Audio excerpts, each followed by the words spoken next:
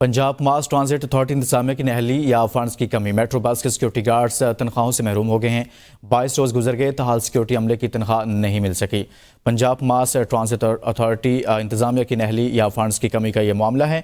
इस खबर से मुतल्लिक आपको आगाह कर रहे हैं कि मेट्रो बस के सिक्योरिटी गार्ड्स तनख्वाहों से महरूम हैं। ताहाल इस हवाले से कोई वजह नहीं बताई जा रही।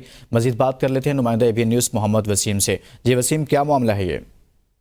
जी बिल्कुल, आज 22 रोज गुजर चुके हैं, लेकिन अभी तक मेट्रो बस के जो सिक्योरिटी गार्ड्स हैं उनको अभी तक तनख्वाहें जो है दिसंबर की अदा नहीं की गई। सेक्रेटरी PMA का जब मौक़िफ़ लिया तो उन्होंने कहा कि कंपनी के खिलाफ मुतअद्दिद बार दरख्वास्तें महकमा लेबर डिपार्टमेंट को हम जमा करवा चुके हैं, लेकिन उनकी जानिब से ताहाल कंपनी 2000 जो सिक्योरिटी की ठेकेदार है उनके खिलाफ कोई कार्रवाई नहीं की गई। हमेशा की बुनियाद पर हर माह जो है वो तनख्वाहें गार्ड्स की तखीर का शिकार होती हैं, जबकि गार्ड्स का कहना है कि घरों के चूल्हे ठंडे हो चुके हैं। 22 रोज से 25 रोज गुजर जाते हैं, हर माह तनख्वाह जो है वो ताखीर से मिलती है। इस बार भी नए साल की आमद पर भी जो गुज़िश्ता साल की तनख्वाह है वो अभी तक अदा नहीं की गई।